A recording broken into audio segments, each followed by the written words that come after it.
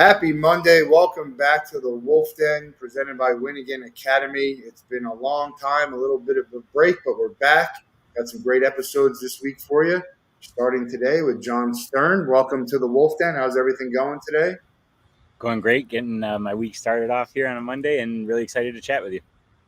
Yeah, we're going to talk a lot about fan experience and some technology with everything going on, bridging the physical and the digital. For those in the audience who haven't heard of you and don't know who you are, just give them a quick intro, and then we'll get into everything. Yeah, my name's Jon Stern. I live out here in sunny San Diego, as you can see. I have a wife and two young kids, and recently started building this platform to help people bring digital experiences to physical products and places. Like you said, I've always been involved in technology and a lot of times remote communications. And then when the pandemic came around, we saw this need for, bringing digital experiences to the real world because people were interacting differently. And we've really leaned into that and seen some exciting things happen over the past couple of years. And really kind of just excited at this whole new frontier that's just come out there. Yeah, certainly. I mean, the COVID and the pandemic really, it kind of changed a lot of things with the way people were interacting, even just everyday life. That's how you and I connected, was through the Thursday Night Sales, and we've had Scott Leese on here. But it really gave time for people to connect and try and find new ways, and a lot of technology. I would say everything like in 12 months, things that probably would have taken 5 to 7 years. And that's, what you guys are doing too. So is this something that started before the pandemic and it accelerated, or were you just trying to figure that out as this happened? Yeah, great question. We pretty much made a pivot when we saw the pandemic, spreading across the world into this. But as you say that, how things interact and change. I look here, I see my background. I'm at my parents' house here in San Diego. They lived in Michigan at the beginning of pandemic, and they were going to move to San Diego, or they were visiting us the end of February. They were planning on staying for a month, and they had an Airbnb by our house booked and everything. And they're both high risk and basically got stuck here in San Diego. So over the course of the next few months, they ended up buying a house like 10 minutes away from us. And now my kids, who are 3 and 6, have their grandparents 10 minutes away from them. And that never would have happened, if the pandemic didn't let them have an extended period of time in San Diego and fall in love with it and see how much they like it. So there's so many like real world interactions that changed also, in addition to these online interactions that changed. We had been working on this omni-channel contact center for many years. But when we saw what was happening in China with, on videos, we saw that there was going to be contact solutions coming to the U.S. And as you probably know, QR codes have been around for almost 30 years now, but they had never caught on in the U.S. prior to this. And it really forced the adoption of them, first at restaurants for contactless menus, and then it kind of picked up throughout there. So it was something we'd been thinking about for a long time, but there was never really an opportunity to do it because the market wasn't ready for it until the pandemic really forced people to consider these contactless solutions or actually start scanning QR codes. In Asia, they've been big for so long, but here it never really caught on until the pandemic. Well, this is probably a good point to get a little bit controversial, maybe not that controversial. I send you articles all the time about QR codes, everything I'm seeing here, and the restaurants was one of the things.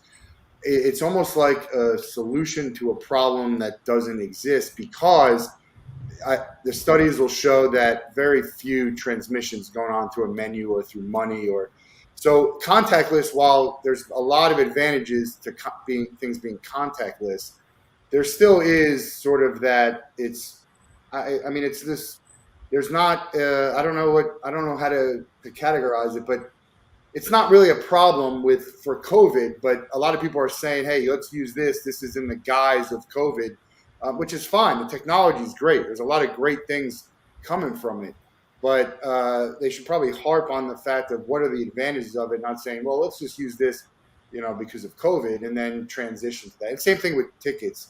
What are you seeing out there with regards to the way that people are pushing the technology on people?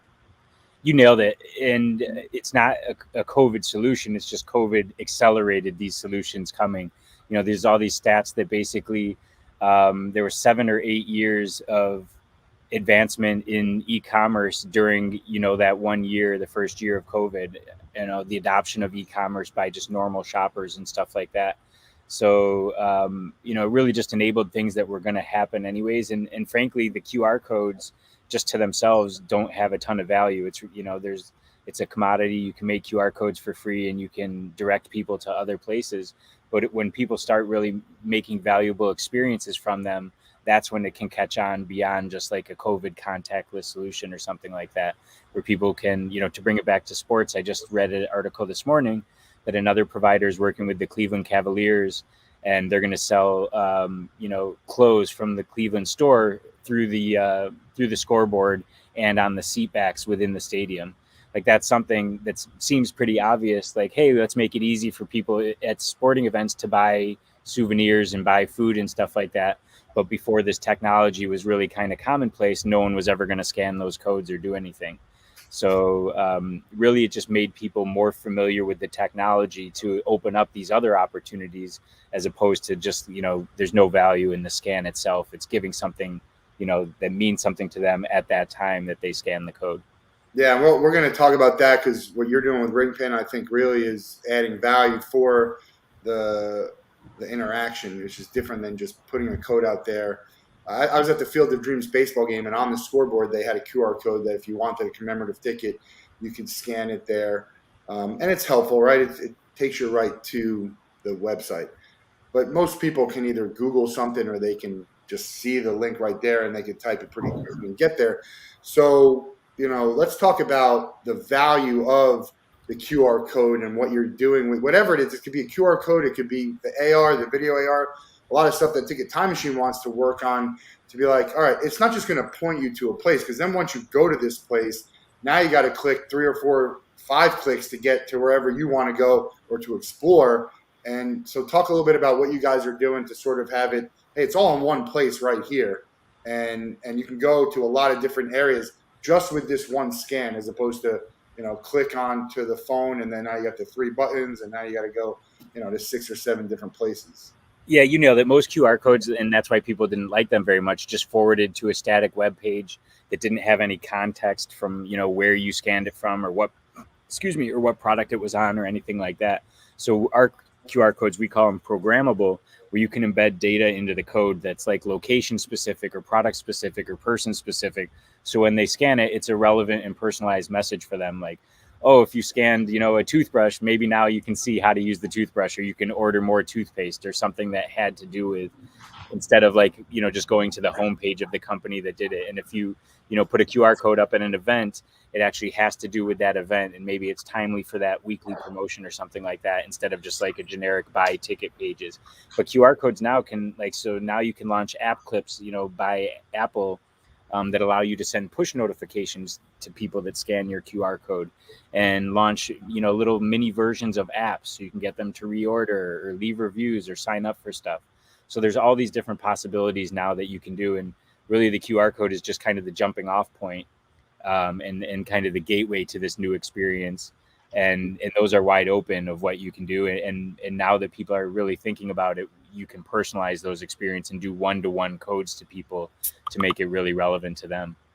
Yeah, is that something that people are going to have to opt in and out of? I mean, because I hate just getting notifications, and then I sign up for stuff, and I get like 10 different emails a week, and I'm trying to get less, but there's not really an option to get less, so then I have to end up unsubscribing or just flooding my folders. Yeah, it's really interesting. Apple has really strict controls on that. So you definitely have to opt in, and you can opt out at any time. You need to have a preference setting in order to be able to send those outbound ones.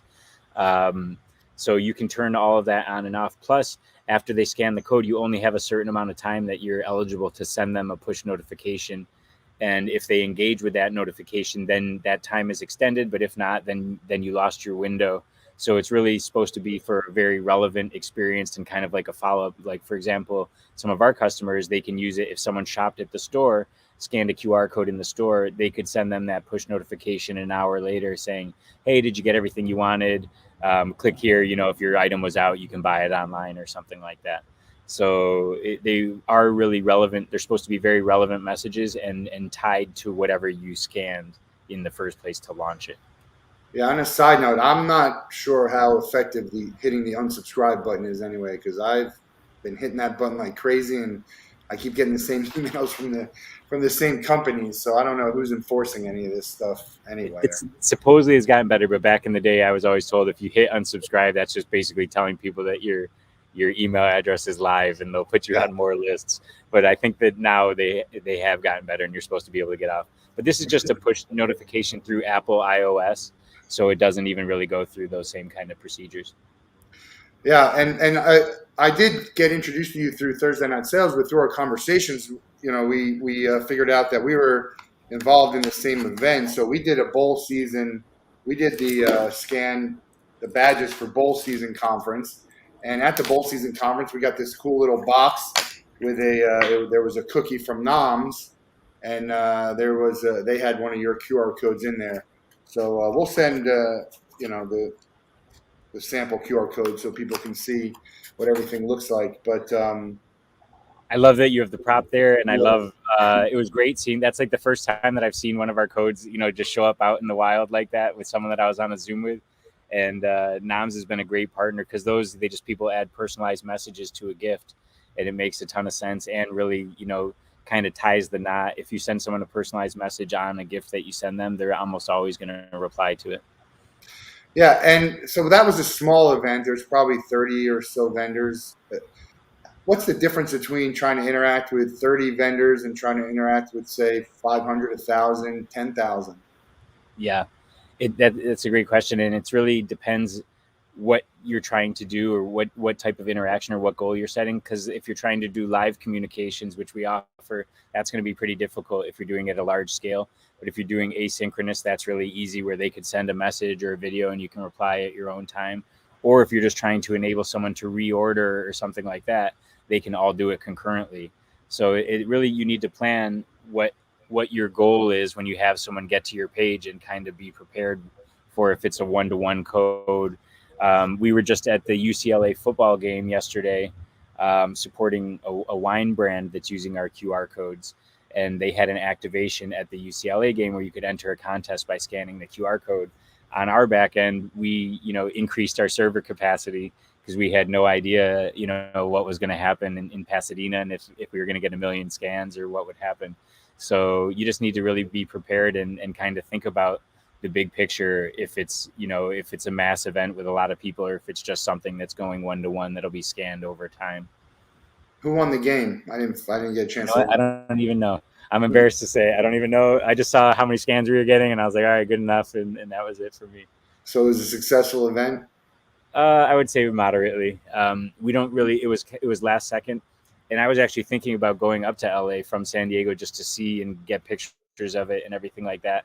But we don't know how many they deployed or where they had them, or what was the call to action on the screen. So we haven't talked to the customer yet, but Michigan won their game. So I was only caring about the Big Ten successful event yesterday, or this weekend, as far as college football. Yeah. Yeah, it's going to be a wild ending for the Big Ten this season. We'll see.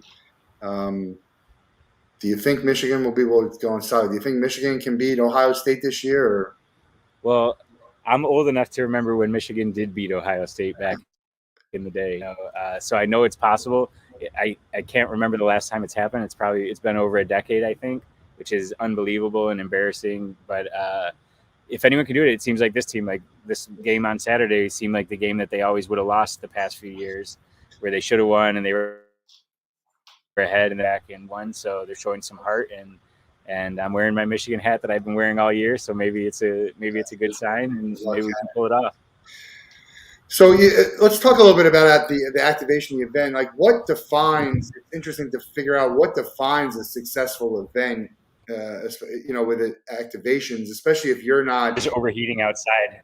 That's all right. Come on in. What do you define as a successful event for yourself, or maybe what your customers might define as a successful event, especially when you don't have any control over how they actually use it. So you can give them the technology, but they might do X, Y, and Z, and then it's not going to be very effective. So how do you define success for an event like that, or activation, or trying to promote your product? Yeah, sometimes you can go as simply as like number of scans and have like some sort of KPI based on that. And it's really hard, if it's a college football game that's going to have 70,000 people there. But to be totally frank with you, we see a lot of campaigns, even some of our customers do them, that we know aren't going to be successful because there's kind of three things that you need. You need to have, the placement of the QR code needs to be good. You need to have a clear call to action, like what they're supposed to do and why they do it, and then a clear value proposition. Excuse me. Hey, there Whoop, you go. sorry. I told you they won't leave me alone. And then a clear value proposition of what you're going to get if you do scan the code. So we've had people, they look very nice, they look very fancy, they're part of the packaging or the tag, but no one's ever going to scan them because there's no call to action on them and there's no like perceived value. So they think that it might be a code that's like part of, for internal use only and not for, external people to do. So it's kind of a long-winded answer. We do have percentages that we like to see, but it's very different if it's like a direct mail piece that's going out to 100,000 strangers, or if it's something like that NOMS box that you had that's a one-to-one code, that's going very direct to someone that we know. So there's no one number that I can say for every event, but we like to see the engagement numbers. But on top of that, what we like to see is the conversions. So if we're trying to get people opted into a text list or to buy a product, we don't want to just see the number of scans. We have UTM tags so we can see how many people actually bought the product or how many people signed up to the list. And sometimes those are much more valuable than the quantity of scanned. If it's a high ticket item and you can get 2 people to actually convert, then who cares how many people scanned or something like that. So it really depends because they can be used in so many different places. They can be used in retail. They can be used at a football game. They can be used on a mailer or postcard, on a TV commercial. So you get very different numbers depending on where they're deployed. I mean, I always say everyone should have a QR code on their physical stuff. It doesn't really cost anything to put on there, and you can direct it, whether it's just a plain QR code or the stuff that you're offering. What's the direction of QR codes? Like, what's something that it's not being used for today that maybe you think it could be used for, or it's being used little, very little? Yeah, I mean, I think you nailed it. Like basically making it super easy to read. There's no downside to having it on there. I'm just gonna let this cat do its thing That's because fine. We got 2 cats in our house here. They're not allowed in my office mostly. I'm losing this battle here. Um, Putting it on packaging, like very few people have it on packaging right now, and that makes your packaging dynamic, so you don't need to change it. And let's say you just finished, your can of Coke or whatever. Oh, I want to order another one. Let's just do a simple scan and reorder, and it'll show up at my house the next day. Stuff like that is really simple that a lot of people aren't taking advantage of. But I'm really curious to see how people are going to start using them in the future because it's more just the jumping off point, like we talked about. And people can bring AR experiences, VR. They can start, like Facebook or Meta now said they're opening up physical stores just as a launching point for their digital experiences. So it will be pretty cool to see, like maybe in the future, there's just stores that have pictures of items with QR codes and they don't actually have any inventory.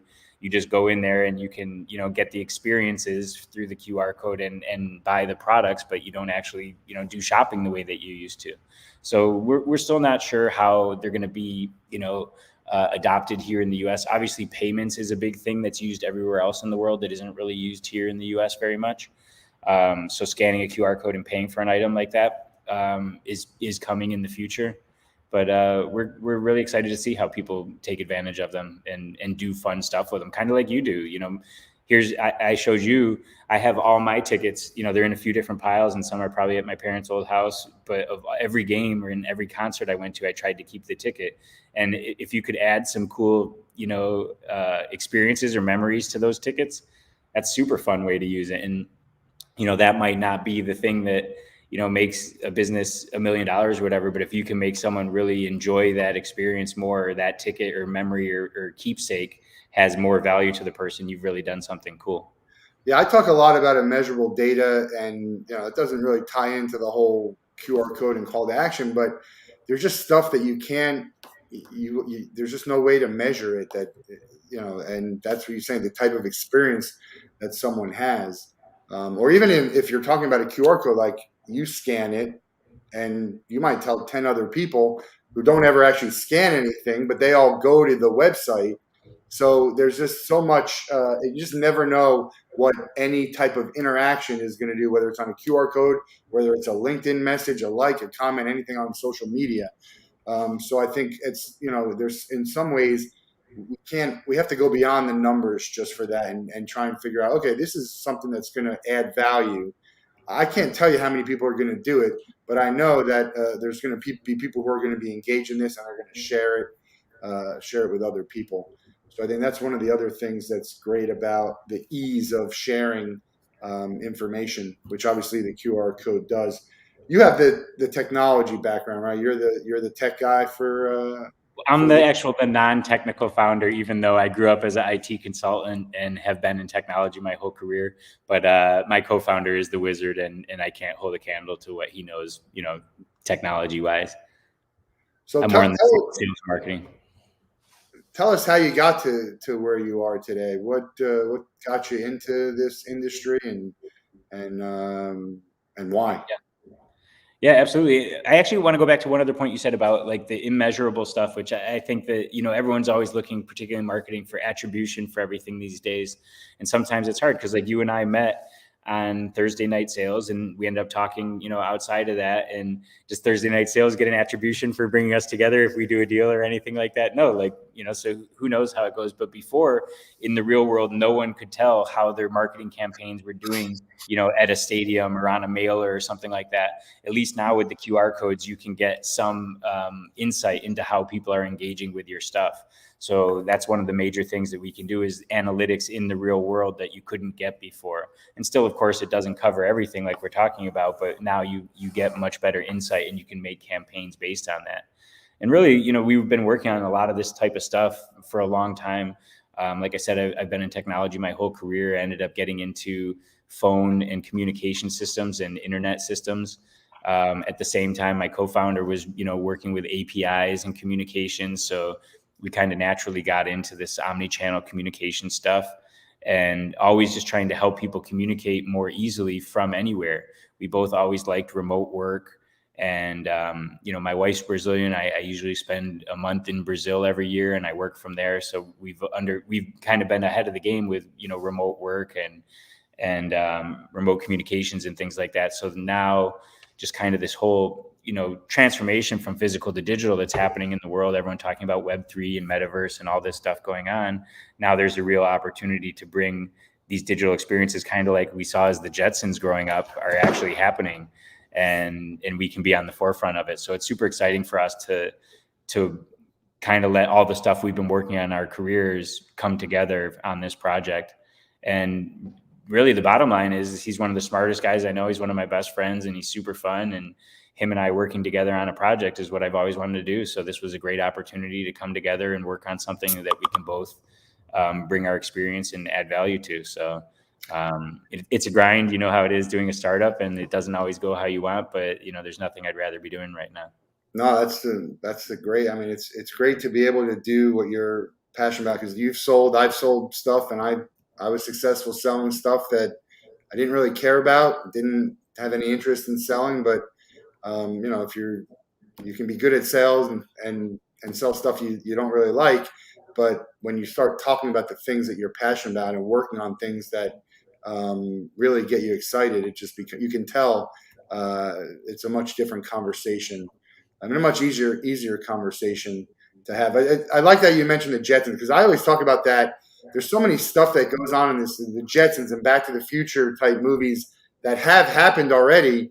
And then yet we're so light years away from like flying cars, and it just doesn't feel like that's, a lot of this like crazy technology that you think probably could happen and maybe eventually, but it feels like we're way behind on some of that stuff. But it is interesting to watch, the technology of, the future in movies and television shows.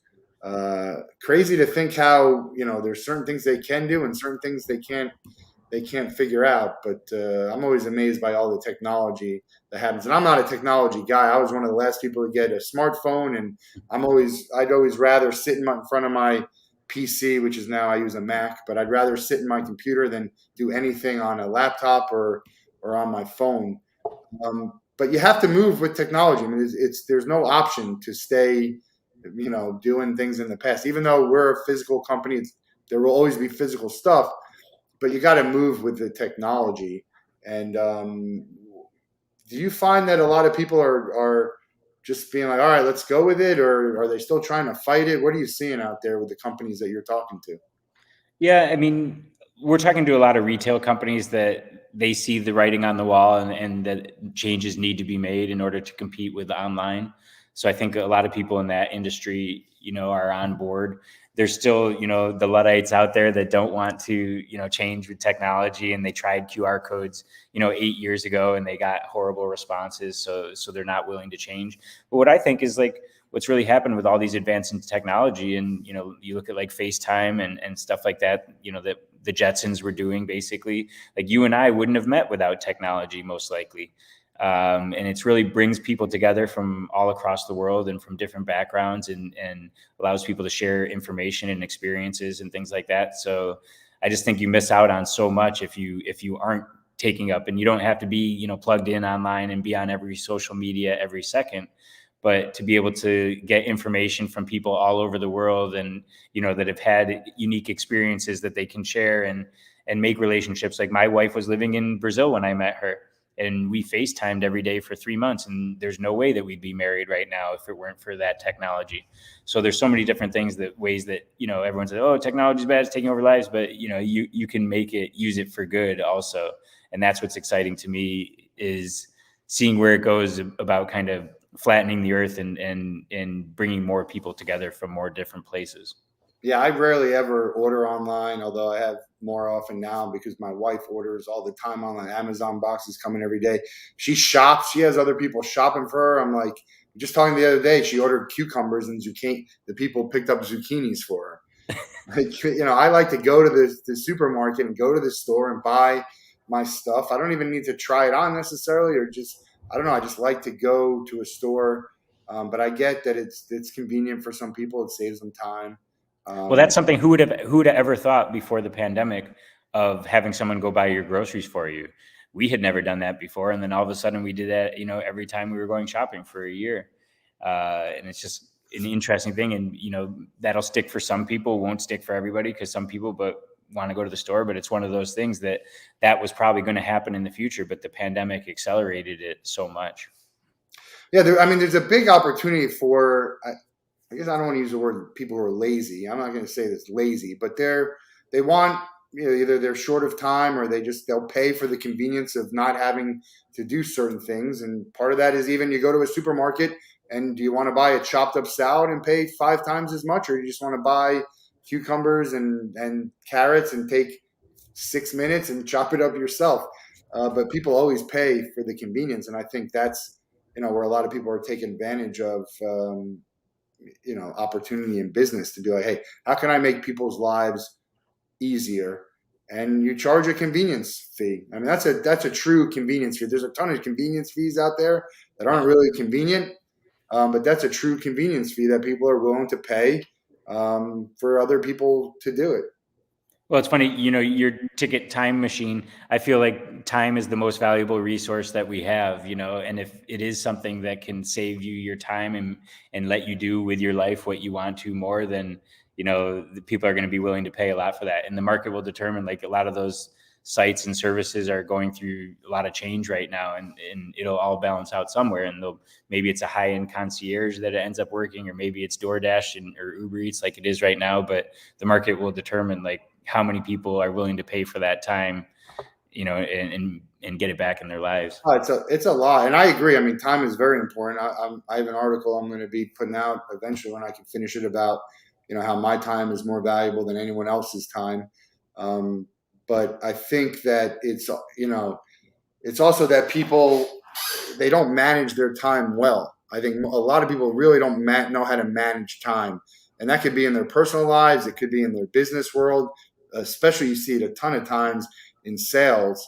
I think people need to learn how to manage their time. We all have the same amount of time every day, right? We're all busy. We got a lot of stuff to do, but there's people who find time to exercise and find time to, I don't know, reply to emails or whatever that may be. I think people need to do a better job of of managing their time. Jeff chimes in and saying the $3 is well worth it to me as I spend more time with family. Absolutely. I think there is value to paying and getting to spend more time with people. So I think that's the future, right? I mean, that's where it's at. And but I think you also, as we got into the digital world, into all the technology, that there has to be some ability for people to keep what they're doing now, depending on what the use case is. But you can't just cut all these people off, because there are people who are just terrible with technology, who don't, maybe they can't afford a smartphone, or whatever the case may be. So you have to be, compassionate for the people who aren't able to move as quickly, because we're moving really quickly right now. So I think they have to be able to accommodate the people, and it's not a lot of people. I put it back to the ticket thing. Like, I go to a stadium and ask them for a printed ticket, and they make it seem like it's a crime. Like, oh, if we give you a printed ticket, we got to stop the digital. We're back to square one and trying to go digital. I'm like, no, it's a very small percentage of people. But if someone wants it, you should be able to accommodate them. I still like taking my paper boarding pass to the airport in case my phone runs out of battery or whatever it might be. I'm kind of old school like that too.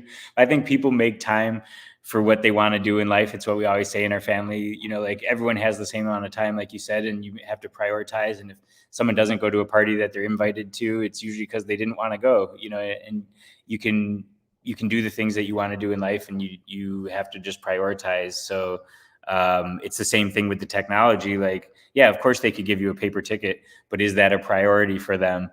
And with technology, we want ours to be accessible for everybody. And we kind of did it like, oh, both of our mothers scan QR codes, and they're not the best with technology. So we feel like anyone can scan QR codes, but you're right. There's a lot of people that don't do it, and it's just a non-starter for them. And hopefully there's other ways for them to access the stuff we're talking about. So we actually, on all our QR codes, there's a link that goes to it also. So if someone wants to type it in, they can get to it that way as well. But the entire technology world needs to do a better job with accessibility.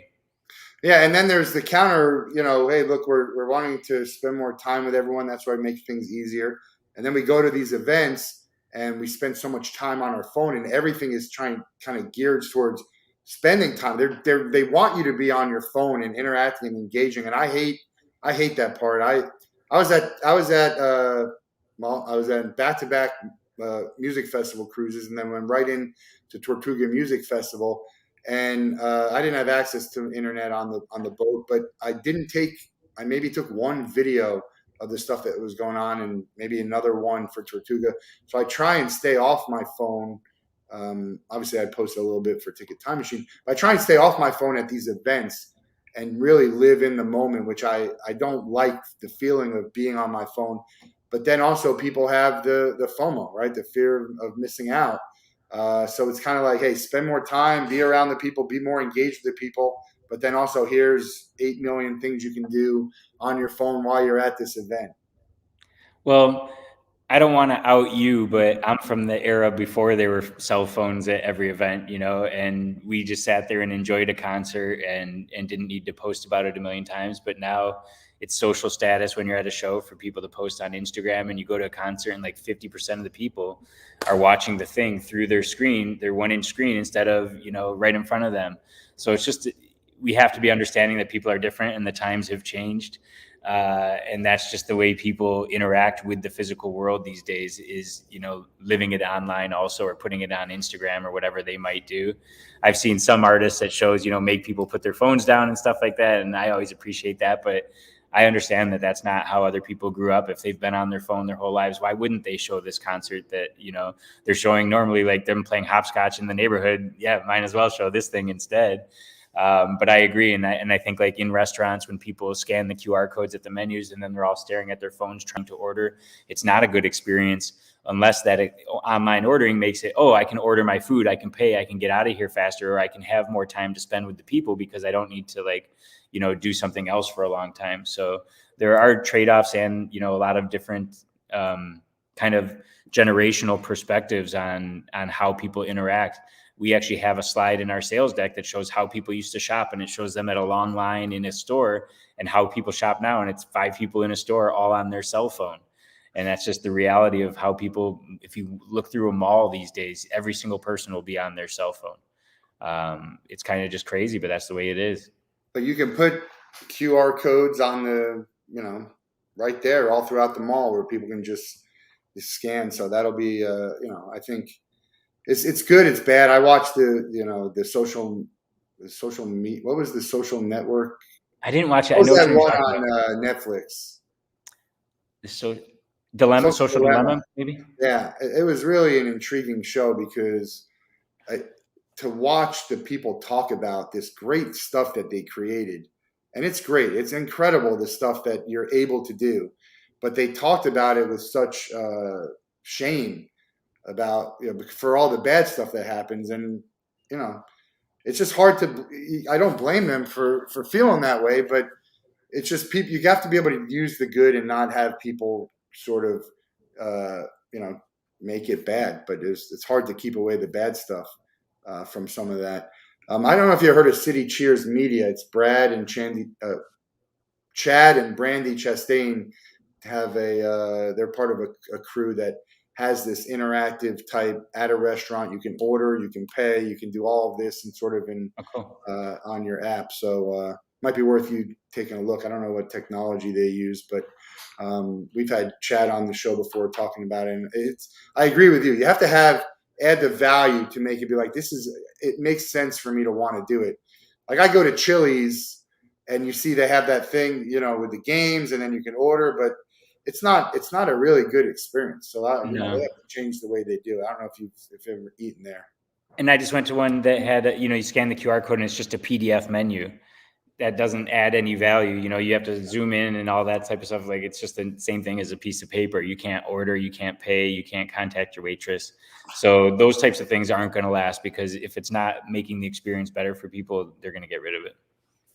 I'm always going to want to look at a menu though. I don't know. I guess it's annoying for me to go and look at a menu. But if there's no waiters or waitresses, if you're just ordering online, then you're going to, get rid of the need for a waiter and waitress. And it's funny. It doesn't matter if they write it down or they don't write it down. There's always going to be errors also, right? There's always something that comes out wrong on your order. I eat like a child, usually off the kids menu. So they have those locked in pretty well, not too complicated, but I see it all the time.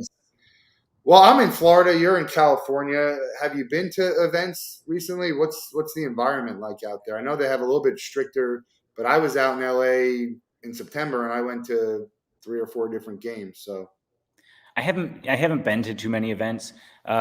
We took my family to a couple San Diego Loyal soccer games the past year.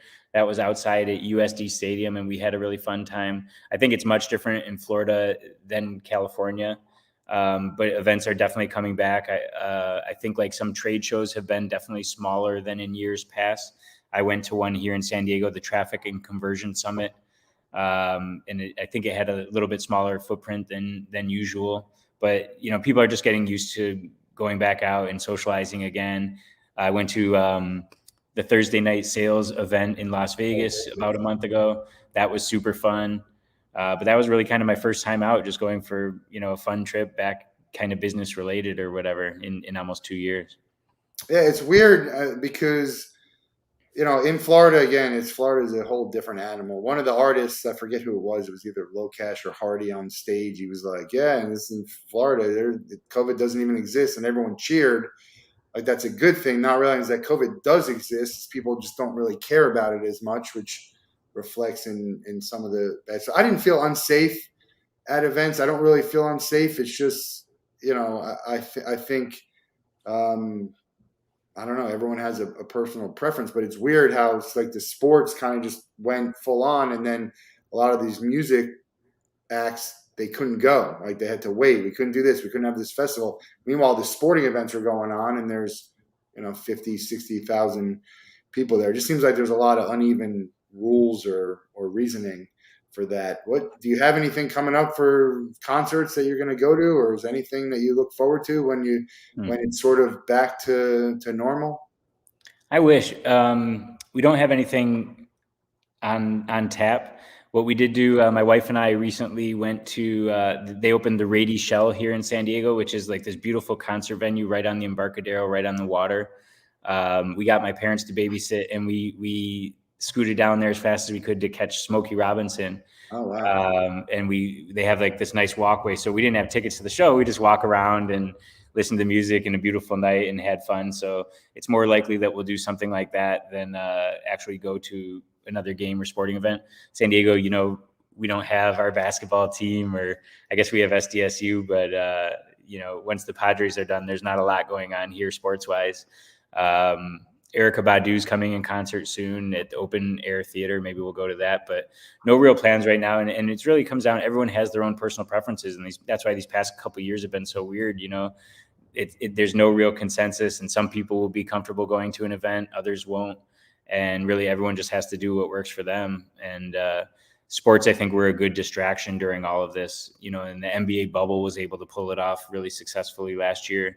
I think it was good to try and kind of have some normalcy in life or whatever, or have people, cheering for things or getting excited again or whatever. So, as long as they can be done in a safe way, I'm all for, events. When are you going to feel safe? I mean, it feels like you could still be talking about COVID 2 years from now. Yeah. I mean, It's tough. I'm also kind of a weirdo and a germaphobe, so I took it more seriously than most people, and we didn't really leave our house very much or socialize a lot. So I think that, and my daughter's 6 years old. She asked when COVID's going to be gone, and I told her, I don't know. I told her it might be 3 or 4 years. It might never be. It might just be part of life. Who knows? So I think it's all kind of just on a scale of how safe you'll feel. Like, you're never going to feel 100% safe, but maybe you feel really close. And it's all some sort of safety spectrum that we all have our own. Yeah. Speaking of I mean, I saw it was something that was weird for me. State Farm put out a post, a comment about Aaron Rodgers and his comments. And I'm like, it's kind of a weird stance for State Farm, who's an insurance, who's supposed to be doing everything you can to mitigate the risk of problems, to stand by someone who's saying, you know what, I don't know. I guess that's, and I'm not all about cancel culture, but I just think it's a weird combination of State Farm insurance and backing with some guy who says, me personally, I'm not going to vax. The whole Kyrie, I haven't even followed the NBA yet, but I guess Kyrie still hasn't played. Is Yeah, that? Kyrie's probably not going to play this year. But with Aaron Rodgers, I think the real main difference, and I don't feel like he even took as that much heat. Like, he was saying it was so bad and he got canceled and all that, but he was still on every talk show and played this week and all that type of stuff. But I feel like he lied to people, and people interacted with him based on information that he had given them, and they made choices based on that. So, like, if he wants to do what he wants to do for himself, whatever, like, I might not agree with it, but that's one thing. But to lead other people on, and for other people to make choices based on them thinking that you did something differently, I think that that's really wrong. And who knows how many people interviewed him that wouldn't have, or might have, taken other precautions or something like that. So I really think that the misleading people, like Kyrie, he said what he was going to do the whole time. He's like, I'm not going to get vaxxed. I'm not going to play, whatever, big deal. But I have more respect for that because he was upfront about it, instead of like kind of pretending just to get the likes or whatever. Yeah, I just thought it just came to me as weird with like the State Farm and Aaron Rodgers. I don't know. He got dumped by a healthcare provider right after that. Yeah, and risk, insurance, and risk. I don't know, weird stuff. You got to be careful who you align yourself with.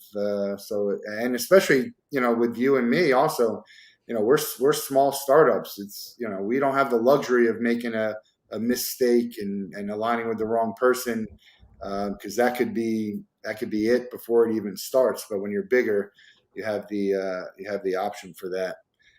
I guess, or more.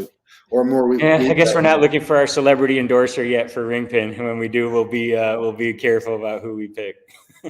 That's interesting. I don't want to say never. I'm pretty sure I'm not going to pay someone to pitch my product. I think if you like what I'm doing, let's figure out a way to kind of have a true partnership, and not like, hey, you're a paid person. But there's value to paying people to do it, because like you said, the famous people, there's influencers out there, and people do what they say blindly. They don't even care if this person knows what they're talking about or not. What have you learned in the branding aspect of for your company that's worked for you that is different than just paying someone to do it, or buying followers, or doing some type of automated type of outreach to someone? We haven't done a ton with branding or marketing, unfortunately. Um, but really, what we've tried to do is use our own product to sell the product. So other people using our product and they build ring pin pages, and then someone will see that page of theirs and be like, oh yeah, we know them, we use them, we like it, or whatever. So like we have an integration with Chili Piper, and a lot of people are looking for ways to book meetings from events or something like that, and it makes a ton of sense. It's really easy, and so just kind of using real world examples and having people, we have a little powered by ring pin at the bottom of every page. So people using it in the real world get to see it in action. And like, instead of saying, oh, we could do this thing for you, we usually just have them scan it and see it working and be like, oh, I'd like that too. So just kind of building the pages or experiences beforehand and letting them see it. And then instead of trying to like conceptualize it, and then letting them see other people that are using it and linking back to our site from those pages. Yeah, I've had that conversation where I've tried to be like, let's partner where we can kind of use, your technology, but it's going to say powered by. So every time I present or show this to someone, they're going to see your. I don't necessarily care about Ticket Time Machine branding. As you'll see here up at the top, it says StreamYard. I don't pay to get rid of StreamYard branding because I like StreamYard. I love using StreamYard. I'll tell everybody, hey, if you want to, have a platform like this, go to StreamYard. That's who you should be using. I think there's a lot of value in having that, some powered by. And again, it could be seen by thousands and thousands, hundreds of millions of people, and there's value to that. But people, I think, value their assets or whatever, a lot higher than maybe they should always sometime, and they're a little bit short-sighted in that, especially when you're talking about someone who's a younger company like a Ringpin or like a Ticket Time Machine. I mean, there's value to letting them sell for you. And we let people actually, there's options to remove the branding and all that type of stuff. They can pay more and remove powered by Ringpin. And some of our customers do it, and some don't, and some of the big ones don't, and some of the small ones do. And I always wonder, is it really going to hurt you to have the powered by Ringpin? But we'll let them, take it off if they want to. It really just depends. Some companies want to show that they're doing every single thing themselves, and some, are okay saying that we use partners for some stuff. Partners is what makes businesses go. I mean, you think about just this, how many organizations were involved just to get this thing going. Yeah. It wasn't just, there's the box and the cookie company and you guys, and then you got the bowl season event. So, I mean, we all can work together to kind of truly partner together, which really annoys me, the partnership sponsorship thing. Like, people interchange that word, and because it's in sales. Let's call it a partnership, or let's call it a sponsorship. It's not a dirty word to be a sponsor or be a paid advertiser. I mean, people do it all the time, and it works fine for them.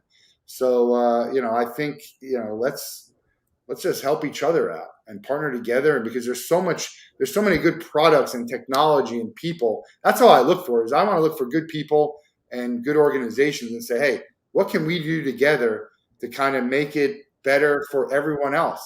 So it's not everyone's looking for a win-win. I'm looking for a win-win-win-win.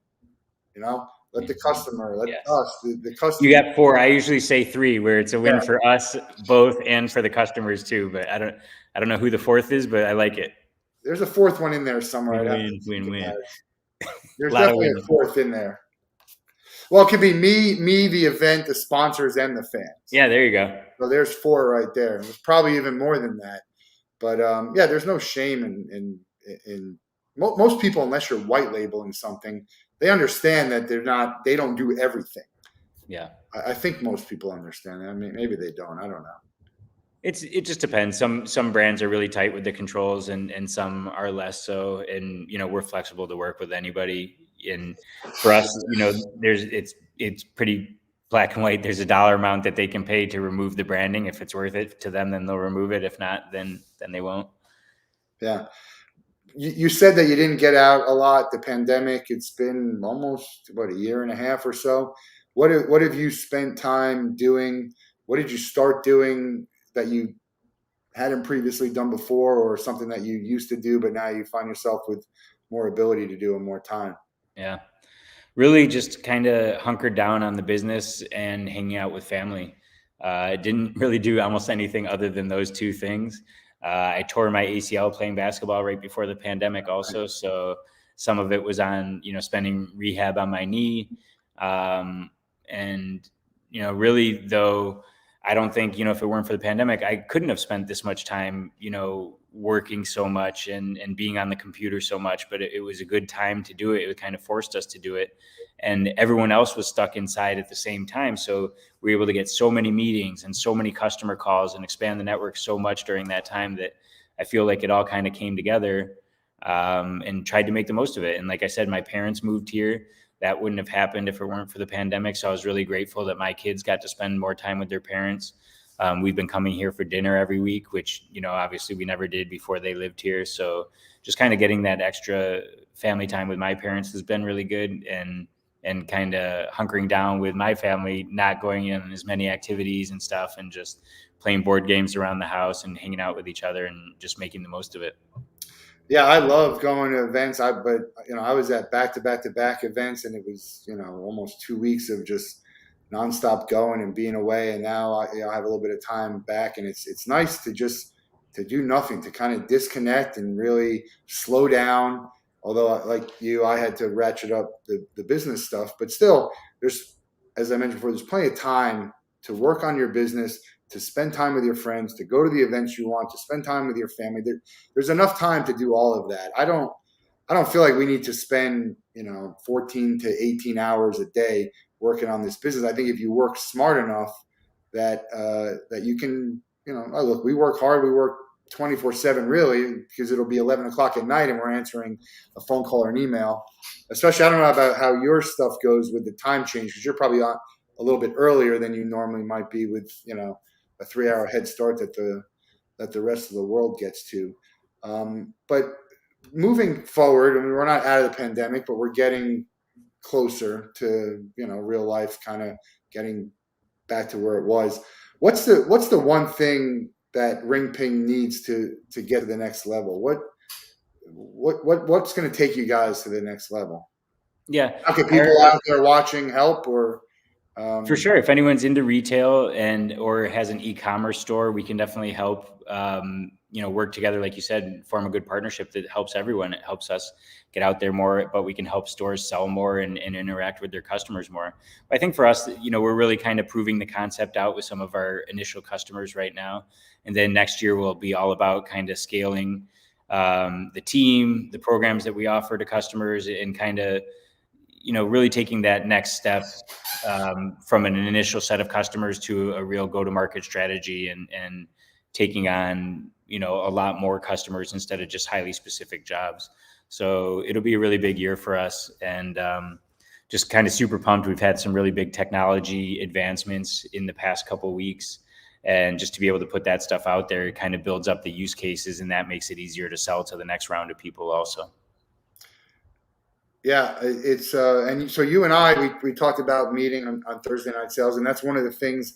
Like, as everything shut down, there was a lot of these kind of communities and events and conversations, happy hours, whatever you want to call them. Thursday night sales is a great one. I'm a part of Win Again Academy. Mark Moyer, who's I mentioned at the top of the show, is a partner of the Wolff Den. They do great networking events. What else have you used as resources? Sort of, I guess, whether it's a community or it's trying to better your offering, or just trying to get more knowledge. What have you found in the last year or so that's been great that other people might be able to find out about? Yeah, I think those online communities are the biggest change that I've done. Thursday night sales has been my favorite, led by Scott Leese and Amy Volis. Scott Leese also has a Patreon group that's really good that meets most Tuesdays. Scotty's Little Sales Club, it's called. There's another community called Rev Genius that I was very active in the beginning. Lunch Club was another one that I met, a lot of really cool people. That's like you get matched up with a certain number of people per week and have a 45-minute meeting. But the algorithm was really good. So I met some really interesting and fun people through that. Um, there's been a bunch of new software out there. Rome Research is one that I started using that really helped keep me organized. But I think just the access to people and information, I'm on these Discord servers now.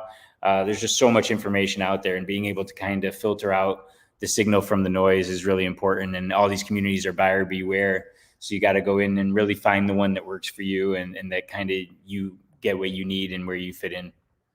Yeah, that's the key. I mean, there's so much. It's almost too much, really, because you just even in the newsletters that I'm getting, I can't get through it all. So you really have to try and figure out what is going to be the most relevant for you. I get all of them and I throw them in a folder and I try and scroll through the headlines to see if there's something I could do. And I try and make it, there's a few networking groups like Thursday Night Sales and the Winning End Academy. And there's a locker room that I do. There's so many resources out there for people who want help. You don't have to reinvent the wheel. There's people who have gone through whatever it is that you're going through or you're trying to accomplish, whether that's in business or personal life.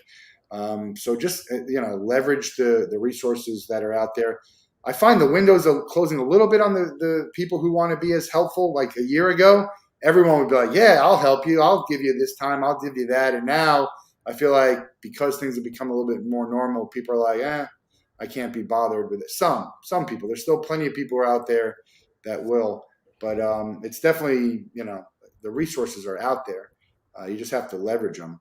And so I encourage, like you said, Thursday Night Sales. If you have any more questions about networking and groups and organizations and newsletters, reach out to us. We'll be happy to let you know. What's on your bucket list? Whether it's just in travel or life or sports or music, do you have anything on there that you're hoping to accomplish in the next X amount of years? Really, almost all my stuff would be around like, family and traveling. Haven't really thought about like any, one event. I guess come to think of it, now it's going on. The World Series of Poker, playing in the main event would be fun Okay. sometime. And that's not, I shouldn't really call that a bucket list thing, because that's pretty easy to do. You just have to have the finances and pay to do it. Or win a So, seat. what's that? Or you can win a seat too. Are you going to get back to Brazil? Yeah, I mean, that's obviously, we want to do that as soon as possible. My wife's parents are coming early next year, so we're really excited about that. But almost everything would be, just getting to spend as much time with the family as possible and have fun experiences together. Yeah. Do you need to be at these activations? Is it helpful for you to be at an activation, like to be at the football game, or it's not going to give It probably value? would be helpful, but really what would be helpful is be involved in the pre-planning, so we can go over the call to action and the placements and all that type of stuff. But it really does help to have people there that are involved with it, being like, hey, scan this to do this or whatever. Like in our stores where the representatives are involved, they get much better engagement with the QR codes when they're saying, oh, if you scan this, you can get free shoes or whatever it might be, as opposed to just a code sitting there on the wall without a clear call to action. No one engages with those. Do you find that your customers are leveraging your expertise? Because I have half the time where people are like, no, this is what we want to do. This is how it should be done. Or even when I'm trying to sell someone and I'm telling you that, I'm like, that's not what you want to do. It's not like, I know you think it could be okay, but that's not just because people have been doing it and it's worked a little bit.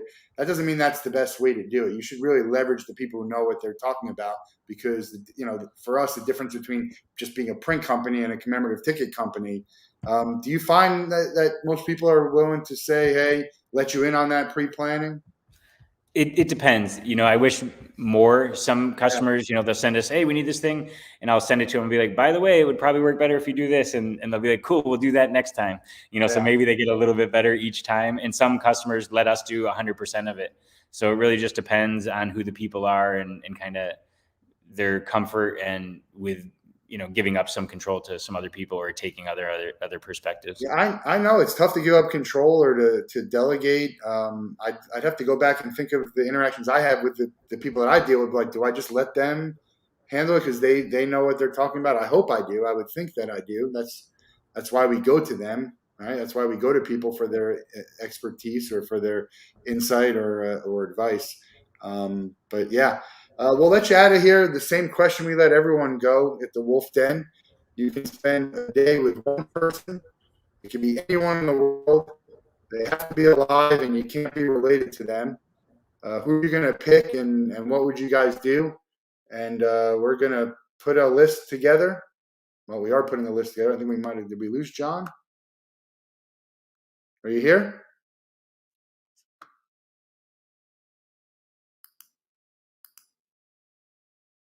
I think we might have lost him right at the end.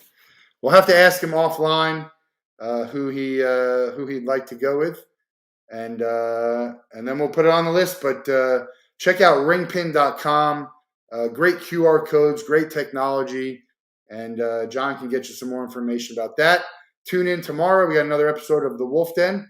Hope everyone had a great weekend. Have a great night, and we'll talk to you soon.